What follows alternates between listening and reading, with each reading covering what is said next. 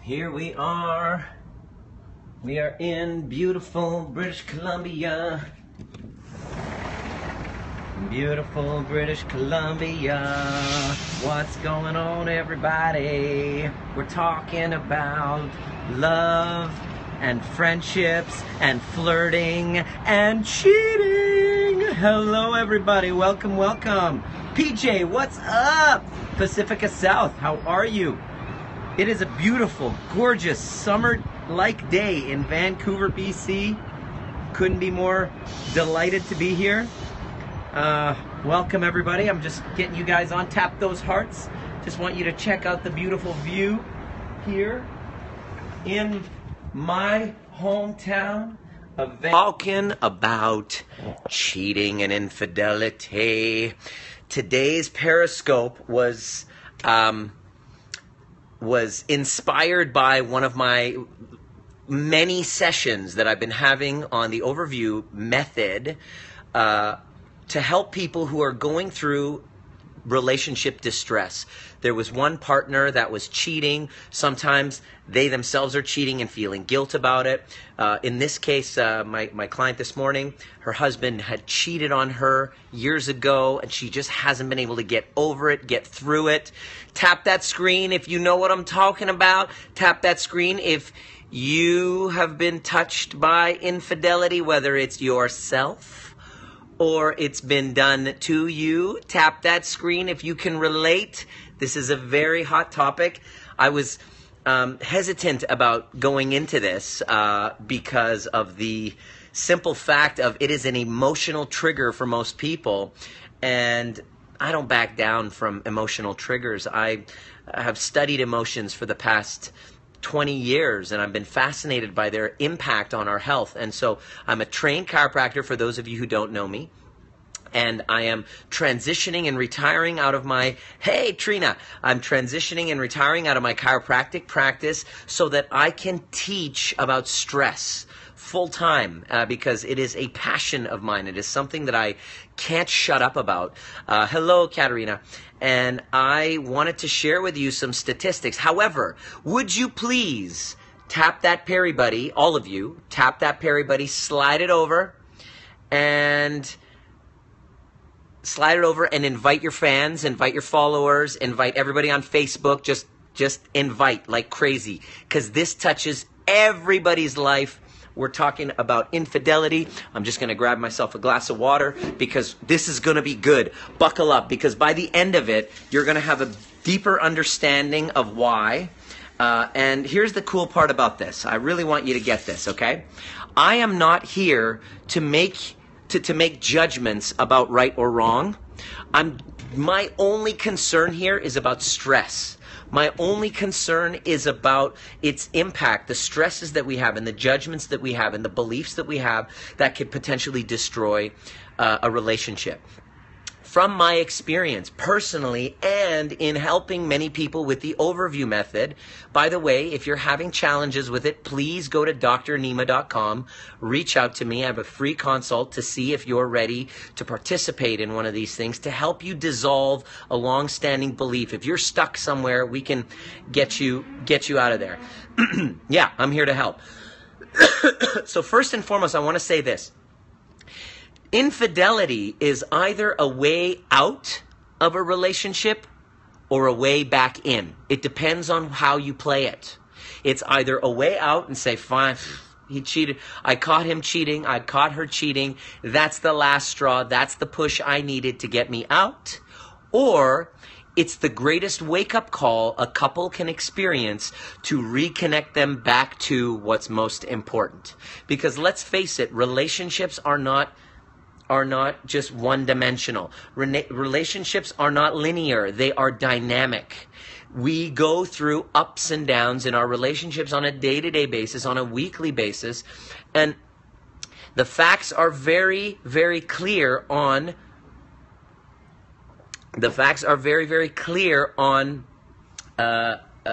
infidelity. What makes me an expert? Well, I've been helping stressed out folks for the past 15 years, frustrated that they're not dealing with their root causes. So I basically have actually created a tool that helps dissolve stress. And I've helped hundreds of people with this tool. And cheating and infidelity sometimes is a very common thing. And no, I'm not gay. I'm straight, by the way. Sorry, I know you're asking. Maybe you're interested, but no thanks. I'm not. Not that there's anything wrong with that. So basically what it is, let me just give you a few statistics, all right? Pay attention. Number one, it is estimated that roughly 30 to 60% of all married individuals in the United States, this is research in the United States, will engage in infidelity at some point during their marriage. And these numbers are probably on the conservative side if you consider that close to half of all marriages end up in divorce. People are more likely to stray as relationships fall apart. Interesting. It is way higher, I think. I'm sure. And Dan Savage, if you look it up online on YouTube, Dan Savage, who is a relationship kind of guy, he makes a very interesting comment. He makes a very interesting comment about the fact that if you go through a marriage, a 30, 40, 50-year marriage, and you've had some infidelity a few times here and there, you've done pretty well, considering. You've done pretty darn well with that. Because infidelity or cheating is almost more than half of the case. So that's the first thing that I wanted to say.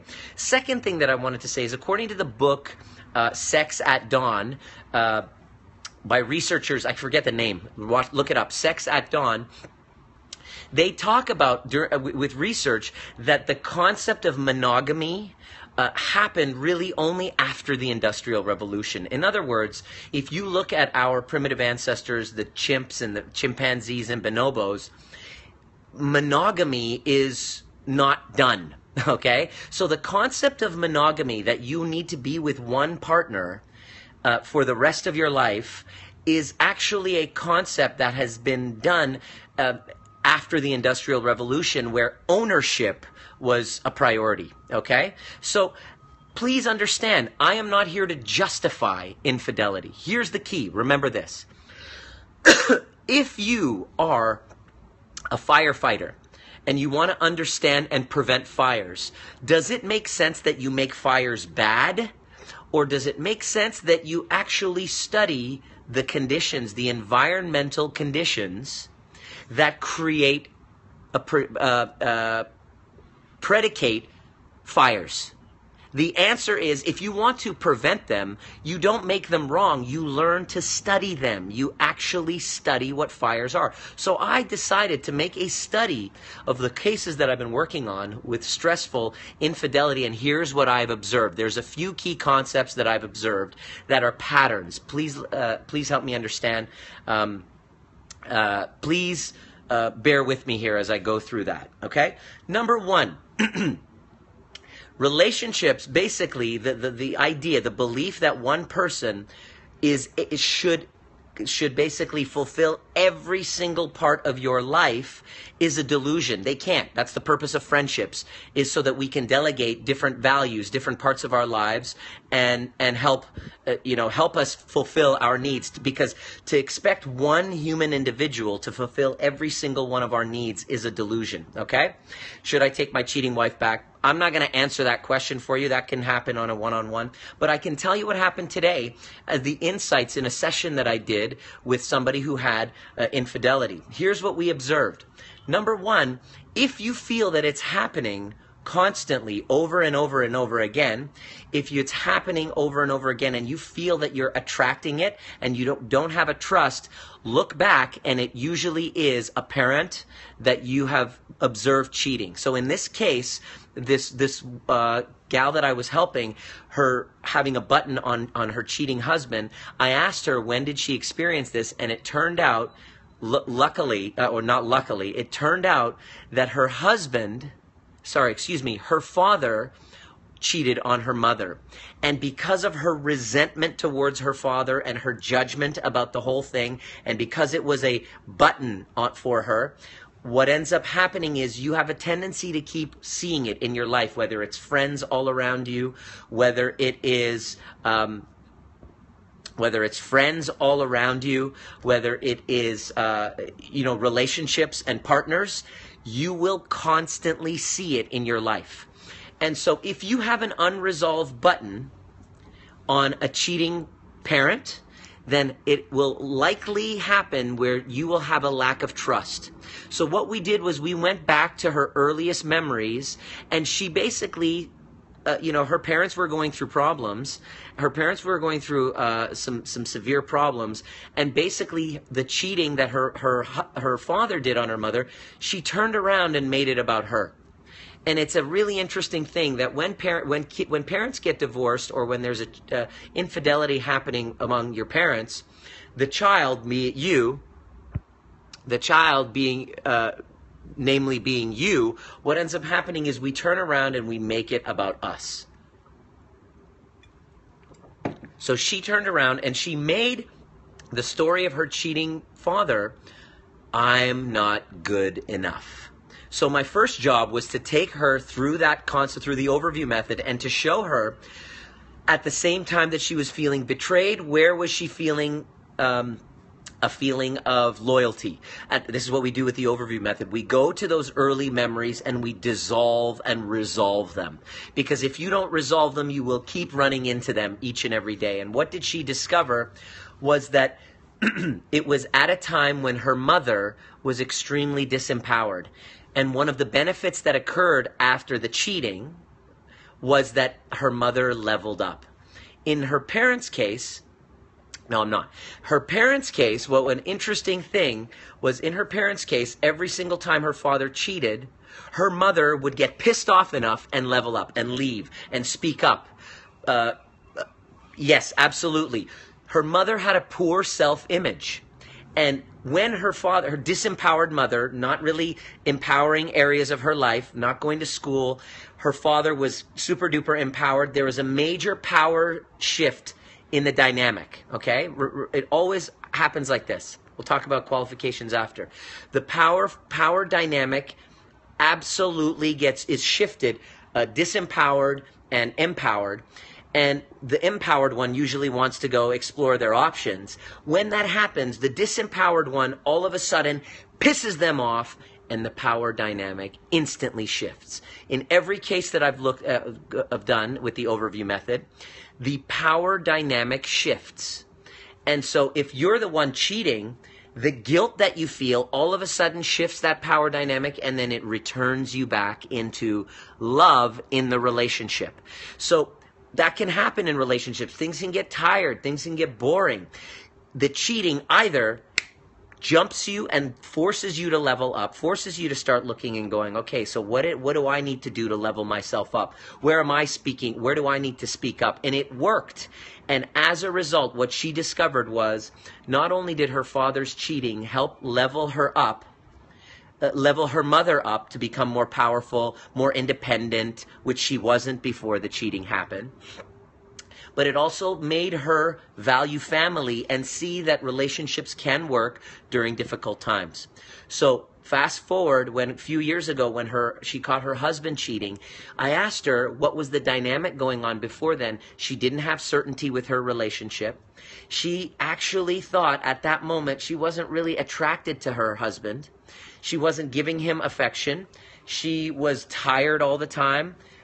She was pregnant at the time, so it was the last thing on her mind was taking care of her needs, of her husband's needs. Yes, get as much advice as you want. I welcome you to do so. Take this with a grain of salt if you want. This is for those of you who want to kind of get a further understanding of the whys behind it. Because I believe that by understanding the why, then you can take inspired action to prevent. So she wasn't paying attention to her husband. She wasn't really finding him physically attractive, wasn't really hot for him, wasn't giving him what he needed. She was resenting him, and he was the empowered one, and she was always keeping silent, never speaking up, never voicing her concerns, consistently keeping herself down and not actually leveling herself up. So I asked her this question: what was the benefit of him cheating? Now, those of you who are wounded by a betrayal will have a big problem with this. I asked her, I said, let's look from an astronaut's perspective. taking away the wounds, taking away the stories and the victimhood, and assuming that everybody is doing the very best they could at that time. Why should it have happened, and what was the benefit to you? That was the question that I asked her. That's part of the overview method. My goal wasn't to justify his behavior. My goal was to help her understand so she can take inspired action. What did she discover? She discovered that the power dynamic was completely shifted. Okay? The power dynamic was completely shifted. She was the underdog. She wasn't speaking up, wasn't voicing her concerns. And guess what she discovered? After that, she started finding that she was attracted to her husband again. What? I asked her. She goes, to tell you the truth, I wasn't finding him attractive at all. Yeah, you have to be real. You have to be honest. This is what she said. She wasn't finding him attractive. When she saw the text message, she's like, what the hell? You're not even good looking. How could somebody like you? How could somebody be attracted to you? Which revealed that she wasn't really hot for her husband. The second she discovered that somebody else was finding him attractive, she all of a sudden discovered her inner fire for him again. The passion was reignited. I'm not joking. This is actually across the board what has happened. From cheating partners that happen, you see it all the time. You see it every single time, all the time. And guess what? She started finding herself wanting to be sexually active with him again. This is the number one thing that I see. It's very, very interesting that, okay, a little bit of trolls coming on. Some people aren't really, have nothing better to do than to troll. Anyway, what she discovered, this is the interesting thing. What she discovered, and I discover with most of the time, after an infidelity is discovered, I'll answer that in a question in a moment, Linda. Calm down. Just calm down. Chill. I will answer that, Linda La Parisienne, okay? Like, I'm in the middle of something. Answer me now. Chill out, okay? The number one thing they discovered was that infidelity actually reignites the fire back into a relationship when things get dull, when things get boring. So, I'm not saying that you should get back together. I'm not saying you should separate. I'm just saying cheating is either a way in or a way out, and it doesn't have to destroy a relationship. You can take the stress out of it by understanding what's going on. Very, very funny. That's worthy of a block. So I appreciate the trolls as well. So I used to be married. I'm not married anymore, but my ex-wife and I both are great friends. And I left because I knew that staying in a monogamous long-term relationship, I probably would end up wanting something different.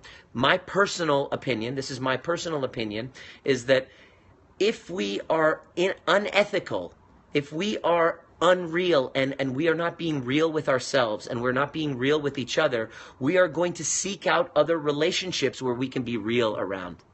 And so I'm currently in a relationship right now. I'm a Scorpio. I'm currently in a relationship right now.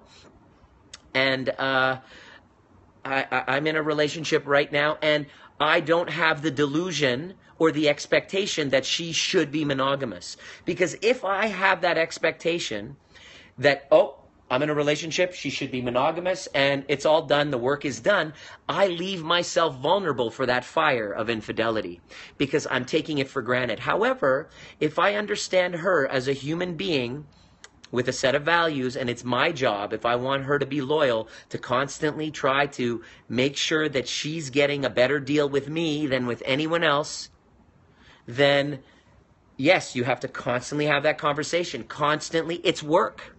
And so for you to expect that, we're married, we're together, and I expect monogamy, that is a false delusion. Because if you don't take the time to pay attention to that other person, then somebody else possibly will. And very interesting statistics. What do you mean, what if you have kids? What is the question? What if you have kids? It's challenging. It's not easy. What if you have kids? It's the same thing. Especially if you have kids, you can't take it for granted. Oh, we have kids. he or she is supposed to be monogamous. Well, that's a delusion. It's still, especially if you have kids, if you don't pay attention to your partner, if you don't do your work to try to fill their needs better than anyone else, you leave yourself vulnerable that somebody else will. And for you to have the delusion that everyone should be faithful, you're leaving yourself vulnerable, because the fact of the matter is more than half of the time infidelity happens. And doesn't mean you're done, doesn't mean your relationship is done. You have to make time for what you deem important. Kate, mad love to you, my dear. 1000%. For you to expect that your partner is supposed to be faithful and you don't have any part to play in it, you don't have to pay attention to their needs, you don't have to listen to the unspoken words, and you don't have to be real and authentic, you don't have to fulfill their fantasies, you don't have to give a shit about what they fantasize about, you don't have to fulfill their needs. Guess what? Somebody else will. And that's a fact. The statistics show it's true. But the cheater has their own set of issues to look at, as well as the victim. Of course, I'm not saying, Helen, I'm not saying that both people aren't responsible. However, if your husband cheated on you, and then you'll notice after that happened, in your case, Helen, if that happened to you in your past, you'll notice that that was a way either out of the relationship or it was a way back in.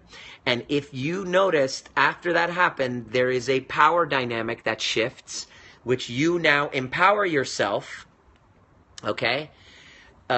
You now empower yourself. You can then start to wear the pants in the relationship, start to ask for what you want, start to pay attention to what they need, scare the crap out of them, okay? I should be getting paid. Don't worry, I'm doing just fine. I'm here to serve in as much capacity as I can, and my job basically is to take the stress out of the situation. Others who may not be getting that. Okay, thank you, Helen. Oh, thank you so much for helping me teach. It's true though. It's true, 100%. I'm talking about it from the perspective of the person who actually is stressed about it. The victim, okay? The victim who's, I'm not trusting. This is the greatest call when your partner cheats. It's the greatest call to either to level up. I'm sorry. It is exactly what it is. If my girlfriend came to me today and said, Nima, I just wanted to let you know I cheated on you. I have a few choices, don't I? It's time that we had a discussion, isn't it? I either leave, and if I just leave and say, screw you, you're an asshole, you betrayed me, and you leave and you don't get the lesson, guess what happens in your next relationship? Guess what happens? It's going to happen again and again. And I've worked with many people, many individuals who it's happened again and again and again and again, and they don't get the lesson. The lesson is to stop subordinating, to level up, and to empower all areas of your life, and to pay attention to what your partner needs to fulfill whatever fantasies they got. And if they can't do it, if you can't do it, then be willing to delegate to somebody else. There are many forms of relationships, and here's a fact. It is possible to be to be in love and to love more than one person. It's fact. It's science. To expect that one person you're going to be hot for the rest of your life and nobody else is going to tempt you or trigger you, I'm sorry, that's a delusion. So basically, here's the take-home point. Number one, nobody is loyal to you. Everyone is loyal to their values, okay? Number two, if you don't take the time to communicate in your partner's values, somebody else will. And number three, cheating is not necessarily an end to the relationship. It could be a way back in if you open your heart and you communicate with authenticity. I went to the University of British Columbia and chiropractic school, and over the past 15 years have been studying with the most brilliant minds in human behavior, and I've come up with my own method to help people dissolve the root cause of their stress. Go to Dr.Nima.com. If you are having a stuck moment in your relationship and you want me to help you out, you want me to go in there and really help you with this, go in there. He had a sex addiction. I left. Okay, great. that's fantastic. However, if you left your partner who had a sex addiction, it was the best thing you ever did, and you don't level up and you don't pay attention and you don't own your part, you're likely going to run into it again. The website again is drnima.com, drnima.com. Can someone please put that in there? Is cheating good to help deal with stress? Funny. So cheating is either a way out of the relationship. If you want to get out of the relationship, if I knew that this is what will happen, when I was in the ninth grade, I wanted to get out of the relationship. It was stupid me, but I cheated, and that was my way out because I didn't want to have the uncomfortable conversation. How stupid is that? These were the lessons that I learned. What I've learned now is to be real and authentic. I was in my marriage, and I knew that this was a possibility. It was happening. I had a heart-to-heart, frank conversation, and I said, marriage is not for me, and I left, and now we're good friends. I love being single. Congratulations. If you love being single, kudos to you. If you love your relationship, kudos to you. I'm trying to bulletproof your relationship and to help you remove the delusion that everyone should be monogamous. It's not true if you don't pay attention to what the values are of the other person and to help yourself level up and learn the lesson and realize that cheating doesn't necessarily have to be the end. It can be the springboard to you leveling up to your new level in your relationship and to love yourself more, as you just said, and to help empower all areas of your life to gain that power back and to set some ground rules, to speak up, and basically to empower yourself. So, fantastic. Are there any questions? Thanks for your patience. This is a very heated discussion. Lots of trolls here. But should there be an agreement on straying outside of marriage so it's no longer infidelity? Good question, Anita. You're talking about open marriages. I'm not saying shoulds, okay? I'm removing the shoulds. But sometimes in relationships, you can have an understanding that says, look, I love you and I'm committed to you, but physically I might connect with other people.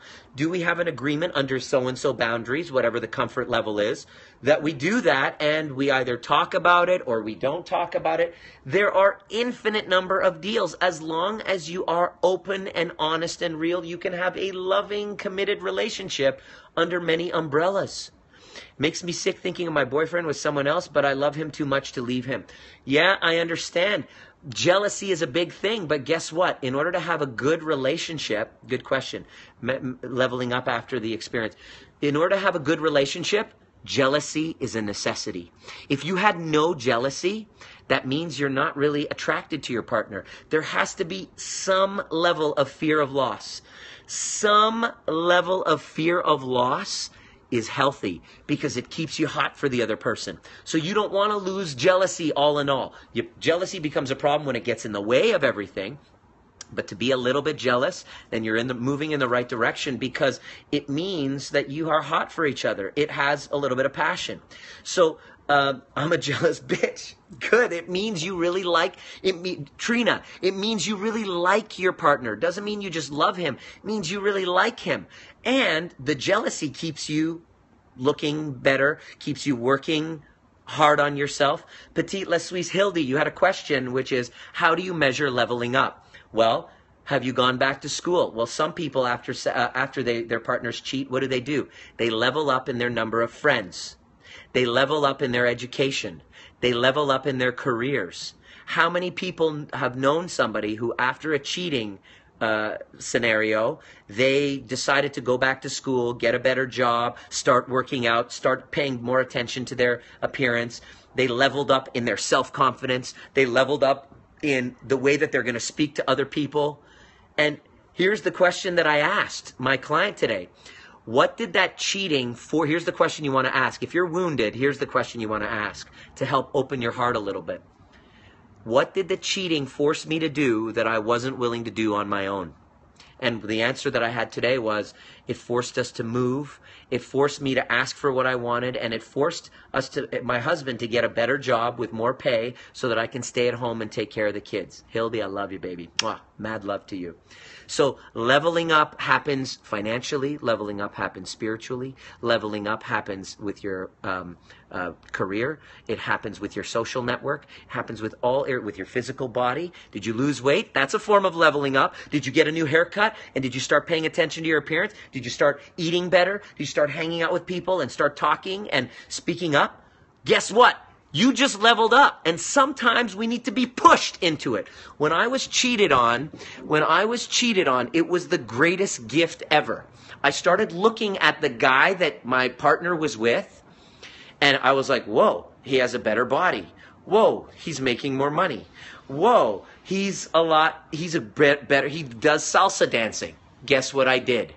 I started salsa dancing. I started working out. I started paying attention to fashion.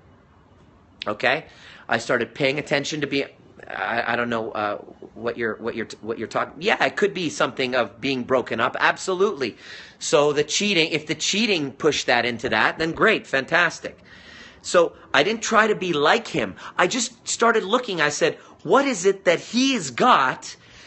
Because clearly he's paying attention. He's fulfilling her values more than I do at this time. So I started looking at what he does. What he was doing, and I basically started leveling up.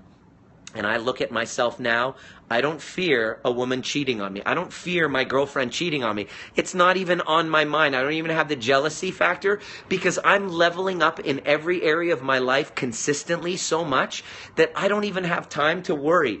When you are the overdog and you're working so hard to improve all areas of your life, you have so many options coming at you that you don't have time for jealousy.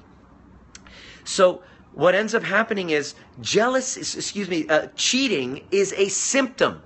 It's a symptom. So it's wise to look. And I don't want to paint everyone with the same brush. Paint the same brush. Trump or Frank Underwood. Many people have trouble sticking to one partner. Cheating then comes. Yeah.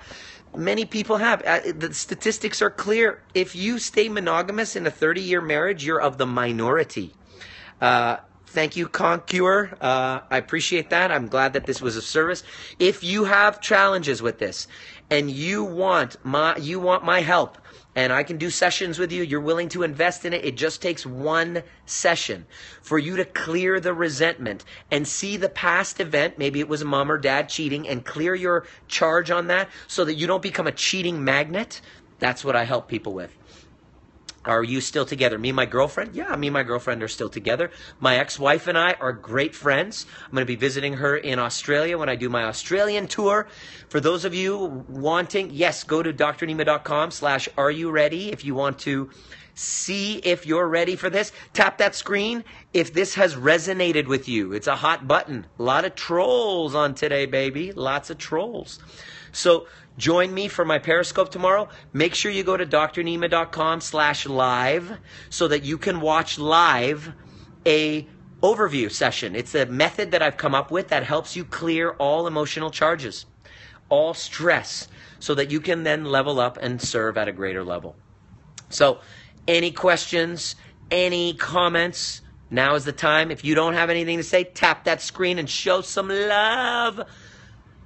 Communicate in other people's values, or communicate in your partner's values, or somebody else will.